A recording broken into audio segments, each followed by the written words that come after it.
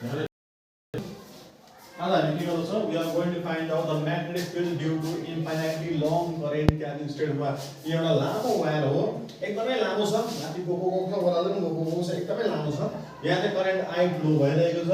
Current flow हुँदाखेरि चाहिँ according to ओस्टर्न experiment त्यहाँ म्याग्नेटिक फिल्ड प्रोड्युस हुन्छ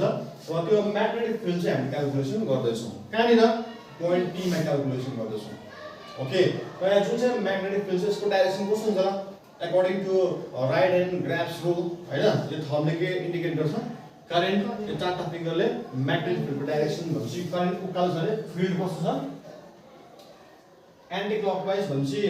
म्याग्नेटिक फिल्ड भित्रपट्टि छ। ओके, र यो जुन चाहिँ पोइन्ट P छ यसले चाहिँ एंगल phi1 र phi2 सबटेन्ड गरेको छ। कहाँनिर टप र बटममा एंगल सबटेन्ड गरेको छ र पोइन्ट को डिस्टेन्स वायरबाट कति छ a डिस्टेन्स र म्याग्नेटिक फिल्ड क्याल्कुलेसन गर्दाखेरि यो सबै वायरको एडभान्स गर्दैन। पहिला हामी एउटा सानो लेन्थ एलिमेन्ट कन्सिडर गर्छौँ dl, यहाँनिर छ जसको चाहिँ म्याग्नेटिक फिल्ड हामी क्याल्कुलेसन गर्छौँ पोइन्ट P मा।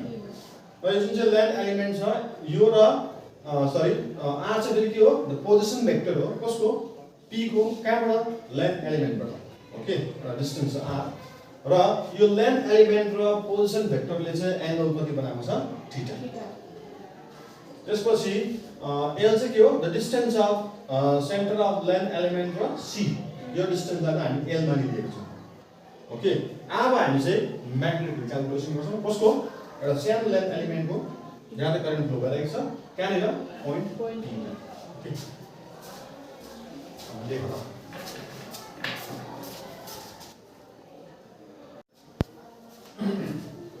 फेरि एउटा रिभिजन गर्छु है। अब चाहिँ हामीले के क्याल्कुलेसन गर्नु पर्यो म्याग्नेटिक फिल्ड कहाँनिर पोइन्ट P मा ड्यू टु दिस स्मल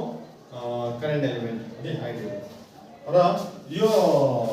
कुन चाहिँ फर्मुला युज गर्छ भनेपछि यसमा चाहिँ बायस-सावर्ट लको फर्मुला युज गर्छ। According to Biot Savart law magnetic field कति हुन्छ magnetic field is given by d equals to mu naught by 4 pi I dl sin theta by r square। यो चाहिँ भयो बायस-सावर्ट ल, यसलाई इक्वेसन 1 मा गरे हो। अब यो बायस-सावर्ट लमा जति पनि यो प्यारामिटर्सहरु छ यो डल्लै हामी क्याल्कुलेसन गर्छौँ फ्रम दिस गिवन फिगर। ठिकै छ, र पहिला हामी कुन चाहिँ कहाँ जान्छौँ फ्रम एउटा पहिला हामी यो ट्रायंगलमा काम गर्छौँ। कुन चाहिँ ट्रायंगल भन्दाखेरि चाहिँ POC, ट्रायंगल POC मा काम गर्छौँ। यो POC लाई राम्रोसँग हेर, यो एउटा के हो राइट एंगल ट्रायंगल हो, यहाँ 90 डिग्री छ, यो दुईटा के हो रेफरेन्स एंगल र अब यो 90 डिग्री हो भने त्यसको अपोजिट एंगल्स यो दुईटाको सम पनि कति हुनु पर्यो 90 नै हुनु पर्यो, किनभने राइट एंगल ट्रायंगलको sum of interior angle is 180 degree. 90 चाहिँ यहाँ गइहाल्यो। अब थीटा प्लस पाइ कति हुन्छ, थीटा प्लस पाइ कति हुन्छ 90 हुन्छ हैन। अब यो जुन चाहिँ इक्वेसन छ हामीलाई चाहिएको त थीटा हो, त्यही कारणले हामी यहाँ थीटा निकाल्छौँ। So theta equals to 90 degree minus pi हुन्छ। यहाँ थीटा मात्र छैन साइन थीटा छ अल्सो। अब यहाँ साइन थीटा क्याल्कुलेसन गर्दा कति आउँछ साइन 90 माइनस पाइ हुन्छ। अब यहाँ कम्प्लिमेन्टरी एंगलको फर्मुला युज गर, साइन 90 माइनस पाइ भनेको cos pi, sine theta is equal to cos pi एउटा आइहाल्यो। अब त्यसरी नै अर्को पनि निकाल्छौँ। ओके, अर्को प्यारामिटर्स निकाल्नको लागि चाहिँ गो टु cos पाइ। अब cos पाइ लाई कुन चाहिँ फर्मुला युज गर्ने भनेपछि चाहिँ ट्रिगोनोमेट्रिकल रेशियो फर्मुला के छ बेस बाइ हाइपोटेन्युस, तर यहाँ रेफरेन्स एंगल के छ पाइ, रेफरेन्स एंगल 5 भनेपछि यसको बेस कुन चाहिँ पर्यो PC, हाइपोटेन्युस कुन चाहिँ पर्यो PO भनेपछि a by r, a by r। हामीलाई चाहिएको r हो, त्यही कारणले यहाँ एउटा फेरि r निकाल्छौँ। r equals to a by कति हुन्छ cos पाइ। ठिकै छ, यो पनि आइहाल्यो, r पनि आयो, sin थीटा आयो। अब चाहिएको l चाहिएको dl हैन। सो l निकाल्नलाई चाहिँ हामी tan को रिलेसन चलाउँछौँ। So tan phi equals to tan को ट्रिगोनोमेट्रिकल रेशियो निकाल्ने फर्मुला के हो perpendicular by base, reference angle phi छ, phi रेफरेन्स एंगल भनेपछि परपेन्डिकुलर कुन चाहिँ पर्यो OC, बेस कुन चाहिँ पर्यो PC भनेपछि l बाइ a। हामीलाई चाहिएको l हो। सो l इक्वल्स टु के आउँछ a tan phi। ठिकै छ तर यहाँ l मात्र छैन यहाँ यसलाई डिफरेन्शिएट गर्नु पर्यो so you have to differentiate with respect to phi यसलाई डिफरेन्शिएट गर्दाखेरि कति आउँछ dl by d phi equals to a d by d phi of tan phi अनि यहाँ फर्मुला युज गर्नु पर्यो म्याथमेटिक्सको म यताबाट गरिदिन्छु so finally you will get dl by d phi equals to dl equals to dl by d phi equals to a यहाँ कति हुन्छ d by d phi of tan phi is sec square phi अब यसलाई cross multiply गर्दा dl equals to a sec square phi d phi हुन्छ यहाँ जति पनि प्यारामिटर्स आएको छ त्यो इक्वेसन 1 मा हाल्दै जान्छु ओके अब इक्वेसन 1 मा हाल्दा के हुन्छ db equals to mu naught by 4 pi I dl कति आएको छ a sec square pi d pi sin theta भनेको कति आएको थियो cos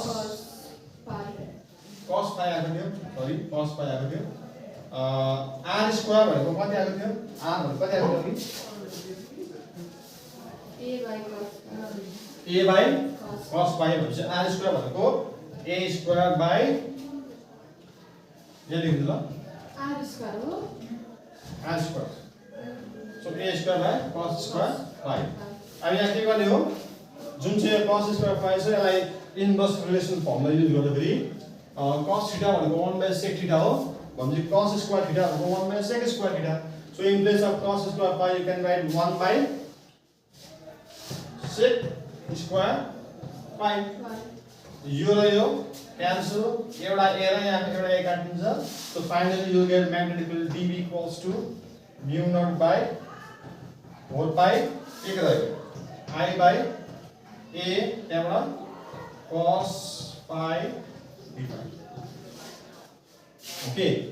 यहाँसम्म चाहिँ के आयो म्याग्नेटिक फिल्ड कसको एउटा सानो लेन्थ एलिमेन्टको कहाँनिर पोइन्ट p तर हामीले चाहेको डल्लै वायरको ठिकै छ फाइनल एक्सप्रेसन आउँछ यो चाहिँ के रे पोइन्ट p को पोइन्ट p मा यो सानो लेन्थ एलिमेन्टको म्याग्नेटिक फिल्ड तर हामीले चाहिँ क्याल्कुलेसन गर्नु पर्यो डल्लै वायरको अब डल्लै वायरको क्याल्कुलेसन गर्नु लागि यसलाई हामीले के गर्नु पर्यो इन्टिग्रेसन गर्नु पर्यो कतिको लिमिटमा माइनस π/2 टु π/2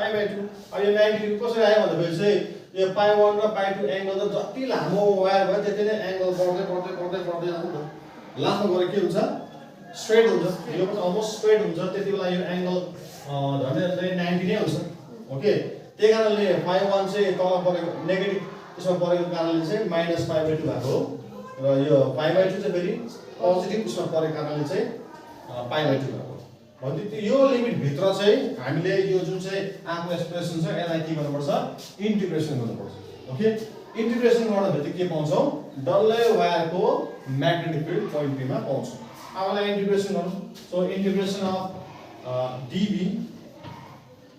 बराबर यो त डल्लै कन्स्ट्यान्ट हो mu naught by 4 pi constant बाहिर निस्किन्छ करेन्ट कन्स्ट्यान्ट बाहिर निस्किन्छ a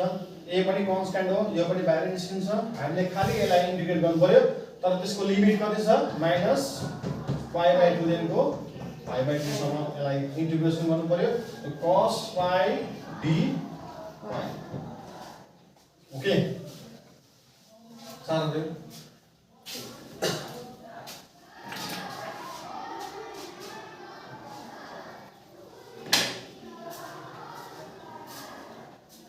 integration of dV भनेको b कुनै पनि सानो चीजलाई हामीले सानो चीजबाट ठूलो भ्यालु निकाल्दाखेरि इन्टिग्रेसन गर्छौं ठूलो भ्यालुबाट सानो निकाल्दाखेरि चाहिँ डिफरेन्सिएसन गर्छौं so mu naught by 4 pi I by a अब integration of cos pi d pi is sin pi यो त अब म्याथमेटिक्समा छ फर्मुला यसको रेन्ज कति छ इन्टरभल्स कति छ π/2 minus π/2 integration of cos pi is sin pi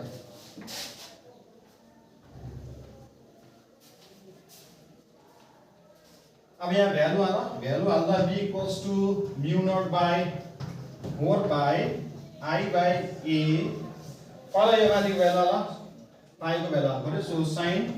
पाई भनेको 90 डिग्री छ पाई बाइ 2 माइनस गर्नै पर्यो अर्को हुन्छ यहाँ साइन अर्को कति छ पाई भनेको माइनस पाई बाइ 2 छ त्यसरी आफ्नो भ्यालु वाला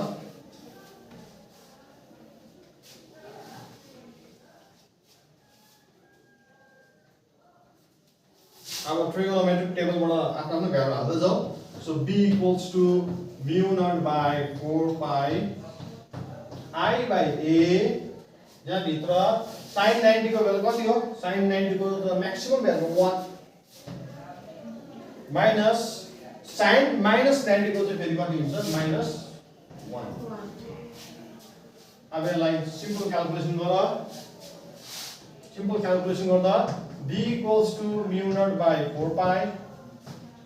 I by a यसलाई क्याल्कुलेसन गर्दा कति हुन्छ 2 हैन or b equals to you can't get 2 र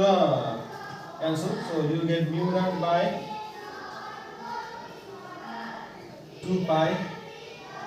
I by a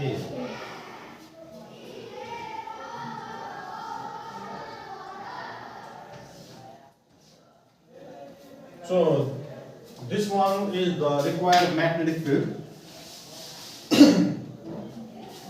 in SI system. System हो एसआई सिस्टम हो यो चाहिँ पर्यो म्याग्नेटिक फिल्ड कहाँनिर पोइन्ट पी मा कसले गर्दा डल्लै वायरले गर्दाखेरि चाहिँ कति आउँछ mu naught by 2 pi I by a